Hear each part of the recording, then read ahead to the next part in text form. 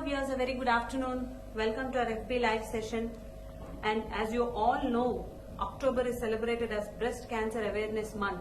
So today here to discuss about breast cancer, and Dr. Siddhartha Chakravarthy sir is here with us to educate us about breast cancer.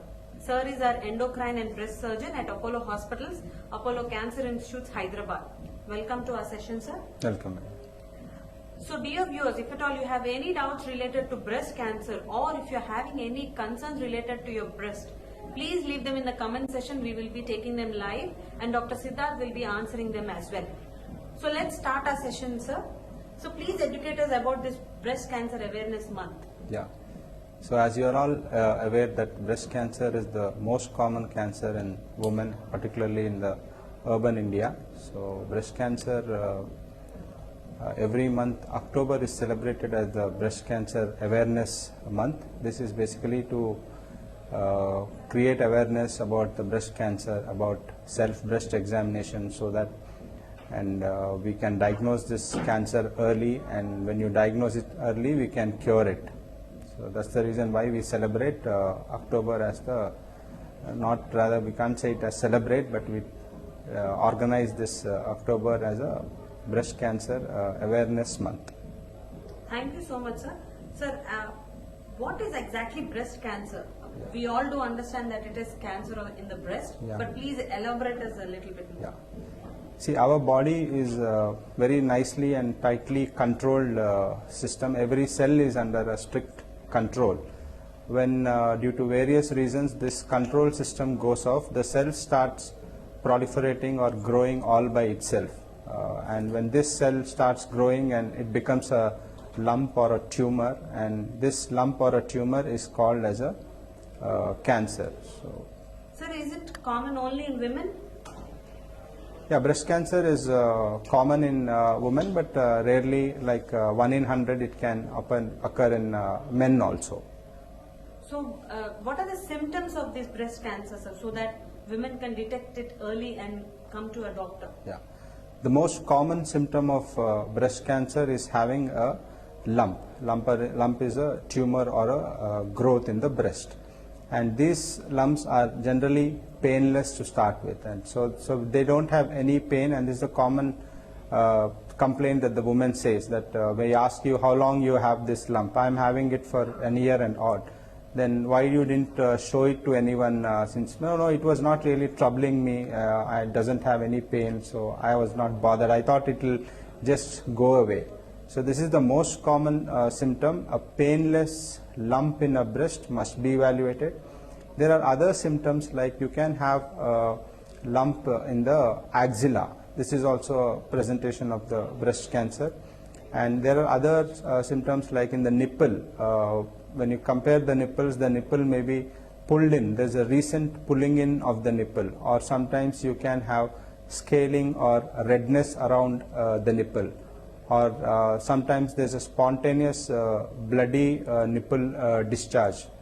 And some patients can have thickening of the skin around the breast, like you can have a orange peel appearance, you can have swelling, or you can have an edema of the breast. And or recently you have noticed that your one breast has become bigger compared to the other breast.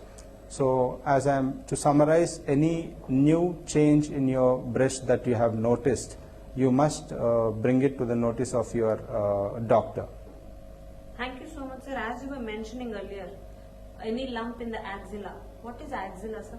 Yeah, axilla is the armpit. That is the armpit we call as an axilla. So rarely you can have a lump or a swelling in the armpit. That also you must bring it to the notice of your doctor. Sir, are all lumps that are found in the breast or axilla, are they cancerous, or there could be even a normal lump or waste for accumulation also? Yeah, 90% of the lumps that you have in the breast are non-cancerous. So don't have to worry, but show it to the doctor to be sure that it is not cancerous. Most of these, only 5% or 10% of them can be sometimes worrying, and you need further evaluation for that.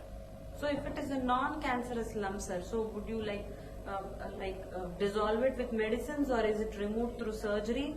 or later on any tests are done? How is it? Please explain, sir. Yeah, the common the swellings or the lumps that you have during the reproductive periods is something called fibroadenoma or cysts in the breast. These are the common, generally these fibroadenomas, if they are less than 3 to 4 centimeters, you don't really have to operate them. We do a needle test called fine needle aspiration cytology, that is an FNAC, to confirm that it is benign, and also we do a mammography or an ultrasound of the breast, and if everything is looking that it is non-cancerous, there is no suspicion, you can rather leave them alone and keep them on follow-up. Medicines really don't work for this fibroadenoma or breast cyst. Just under checkup with ultrasound should be sufficient in most of these patients.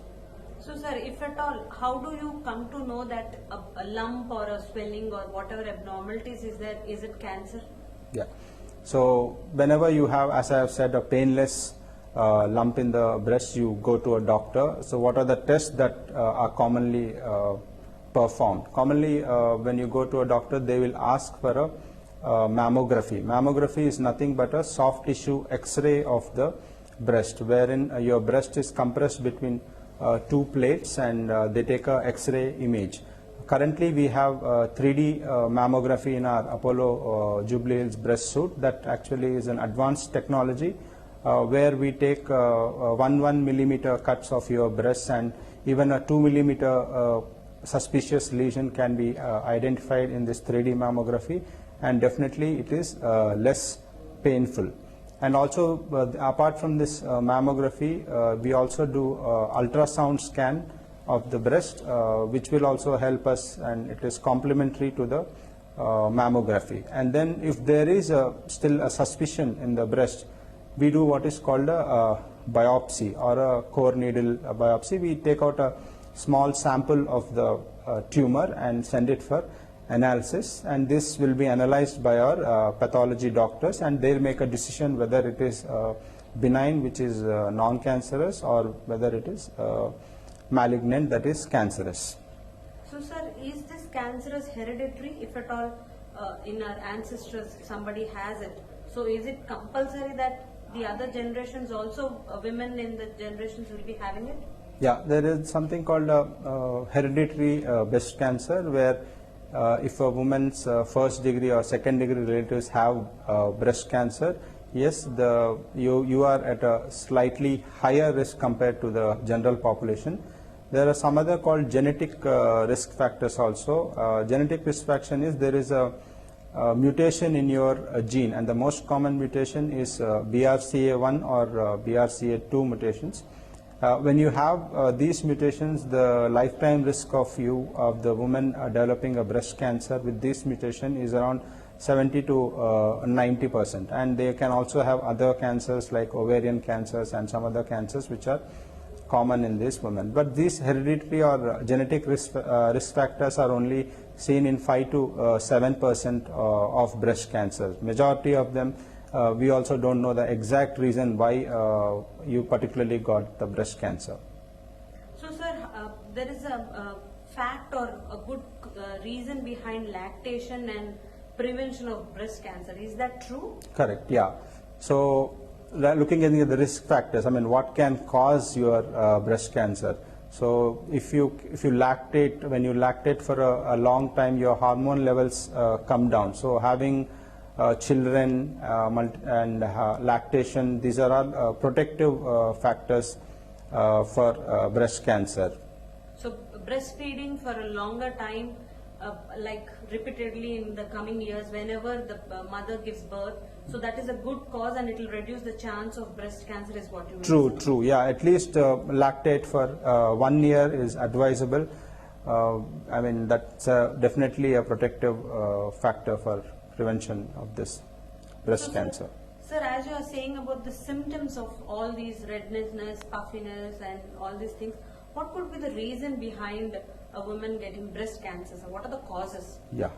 So as I have already mentioned, we exactly don't know the exact reason why you got the breast cancer. It's a common question. So, but definitely there are some risk factors, like if you have early puberty less than 12 years, or you have a late menopause, that means stopping of the menses. What happens is the reproductive period is increased, so the exposure to this hormone called estrogen is high. Having no children is a risk factor again, and having children after the age of 30 years. Being obese, that means when you are fat, what happens in obesity, excess fat can produce estrogen hormone, which again is induces cancer in women. Taking hormone replacement therapy, particularly in postmenopausal women, once your periods stop, if you take it for longer than 5 years, that also is a increased risk factor for developing breast cancer.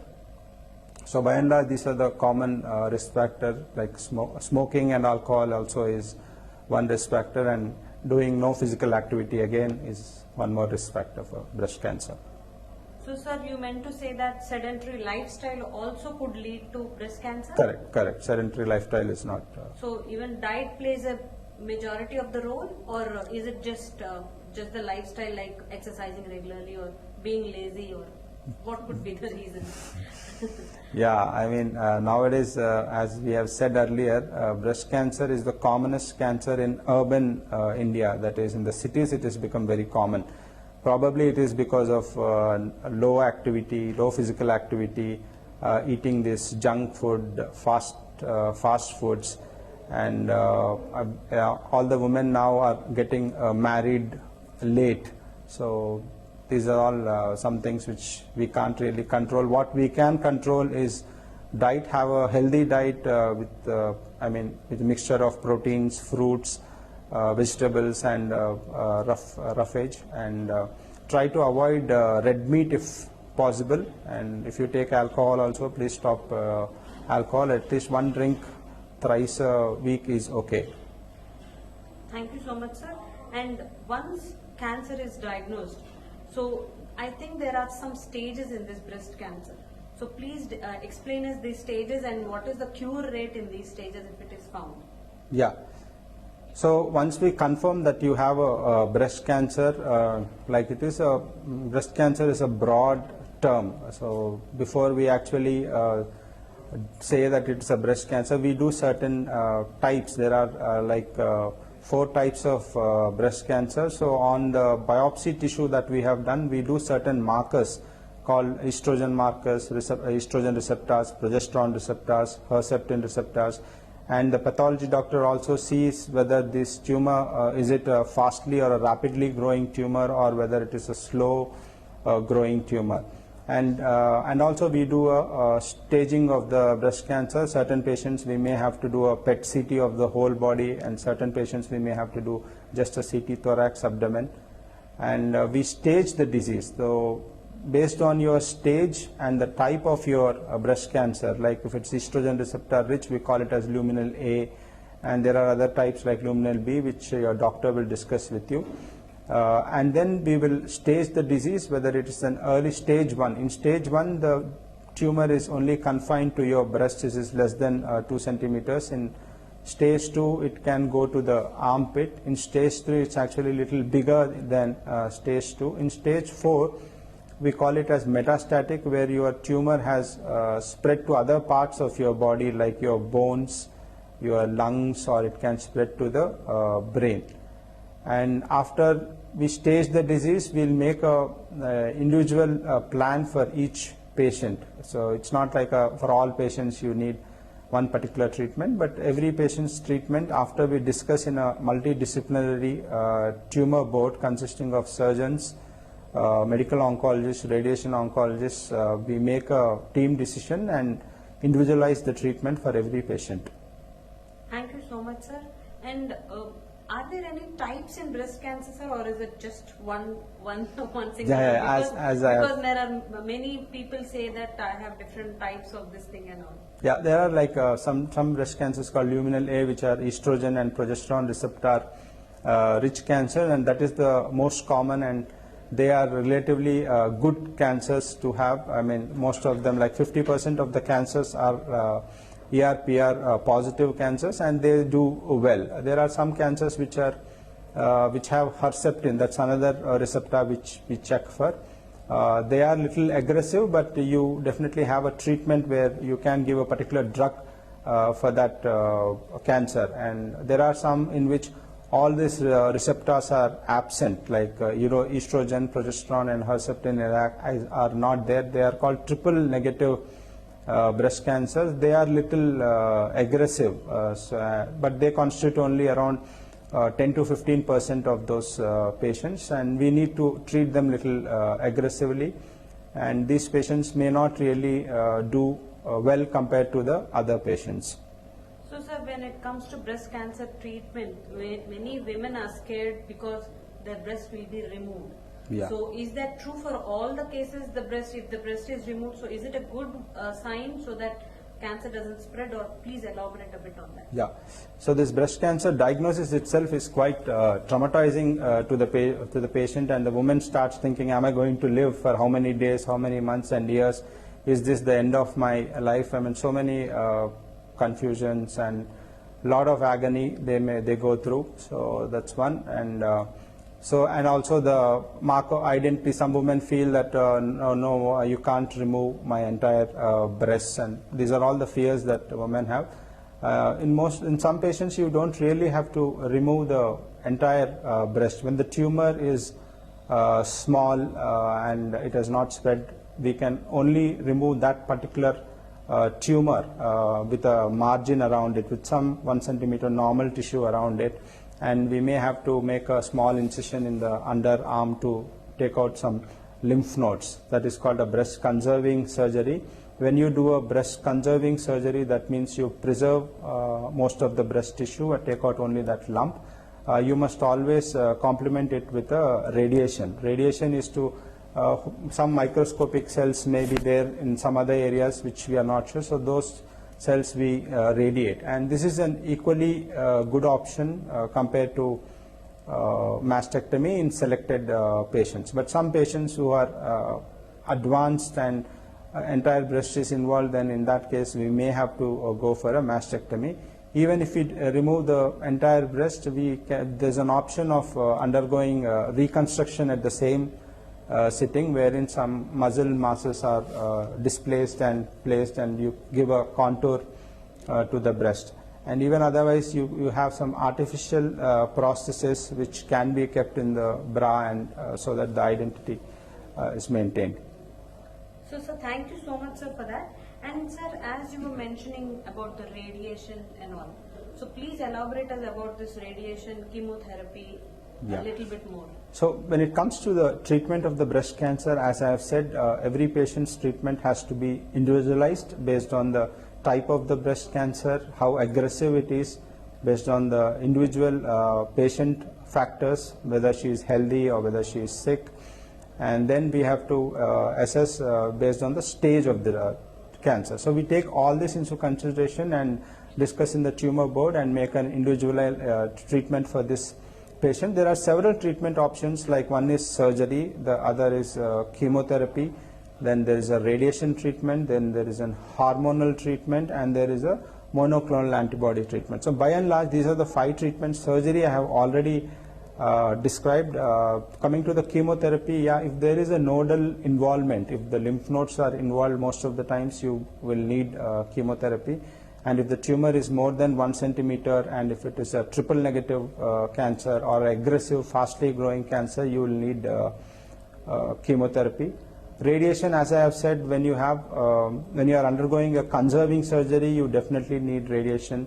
And if the tumor is little bigger, maybe it's more than 4 centimeters with a lot of lymph nodal involvement, then you will need radiation, even though you have done the total mastectomy.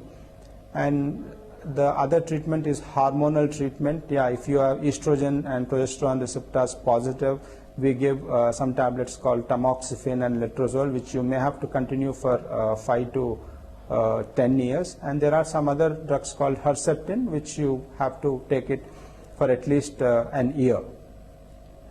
So sir, is the recurrence chances of breast cancer minimal, or there are high chances of recurrence? Yeah. So when it comes to the survival or the recurrence, we generally talk in terms of 5-year survival. If you diagnose the breast cancer at an early stage, that is in the stage 1 and stage 2, the survival is the 5-year survival is very good. Around 90% of them will do well in the first 5 years. 5 to 10% may have recurrent growth either in the breast or in different parts of the body, but that can also be treated. If it is again stage 3 and stage 3, the survival comes down to 60 to 70%. And also their type, depending on the type of the breast cancer, triple negative cancers, the numbers may be slightly high. In stage 4 cancer, I would say probably 15 years back the survival was less. Now it is almost doubled. In stage 4 cancer, we can't cure the breast cancer, but we can prolong their life for a significant duration of time. Sir, is breast cancer like life-threatening? Yeah, if you diagnose it early, definitely not. It can be cured and you can live your life fully.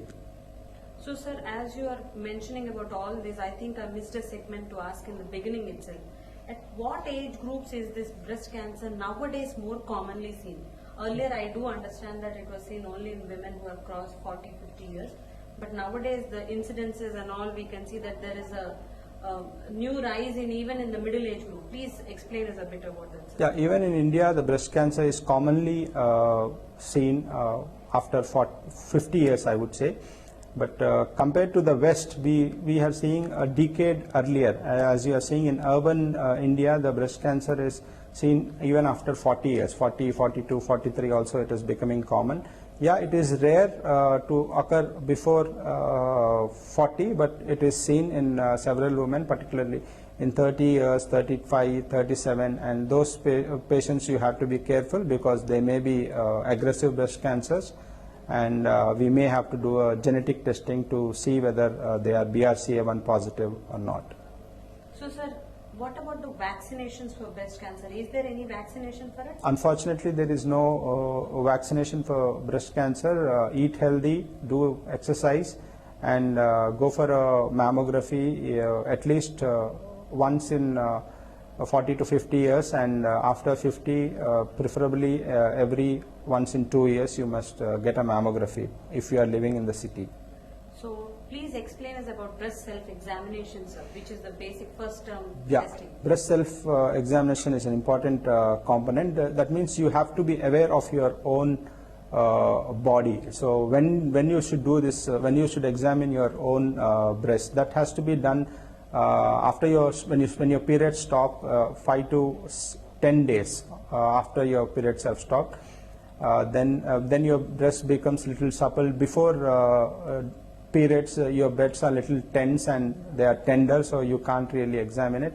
Or if your periods have stopped, like your postmenopausal, you want to fix any date, any particular day in a month, and you have to examine your breast. First, expose yourself, stand in front of the mirror and see whether there is any discrepancy in your both breasts, whether both the breasts and nipples are at the same level, or you have seen there is any recent change in the shape or size of the swelling, or whether there is any new lump that you can see, or the skin has pulled inside, or the nipple has gone inside, or there is scaling of the nipple. And then you have to palpate your breast. You have to palpate your breast with these 3 fingers, put them flat on your breast. You can either do from top down or bottom up, but the purpose is to cover the whole breast. Not only the breast, you also have to feel the axilla. And if you feel anything abnormal, please bring it to the notice of your doctor. Particularly any recent change in your breast and those painless lumps, you must get it evaluated. 90% of them are non-cancerous, but if those 5 to 10%, if you can identify them early, it will make a lot of difference in your life. Thank you so much, sir. And so please explain our audience about our Apollo Cancer Institutes. Yeah. Apollo Cancer Institute, I mean, it's one of the top-notch institutes in the entire India and probably in the world, we have also recently launched a breast suit, which is dedicated particularly for the women breast cancer and evaluation, treatment, and even benign breast diseases, which constitutes the most common part. And we have the best radiation oncologists, medical oncologists, we have palliative specialists, and everybody is available. So that's one of the best centers in the world, I would say. Thank you so much, sir. And any final words to our audience before we end our session? Yeah, please share what you have learned today with at least one patient, and try to be healthy, eat a healthy habit, healthy lifestyle, exercise at least half an hour a day, 3 times a week, and self-breast examination must be there after you are 30 years old, and mammography between 40 to 50 at least once, and more than 50 at least once in 2 years. Thank you so much, sir. And dear audience, as you all are aware that all our doctors are available online also to consult you. If at all you're not able to come to the hospital, you can consult our doctors online through www.askapollo.com or www.apollo247.com. And we are taking all the necessary precautions to ensure that you're in a safe zone, and regular temperature screenings, maintaining physical distancing, all the measures are being practiced. And we hope even you practice the SMS, regularly hand washing, washing your hands with soap or sanitizer, and maintaining social distancing, and do wear your guard, wear your mask. Please don't let it happen. Don't forget it. And one final notice, for your convenience itself, doctor has removed the mask and did the session. It is just for your convenience, or else our doctors are wearing the mask 24/7. Thank you so much, sir, and thank you, dear audience, for tuning in.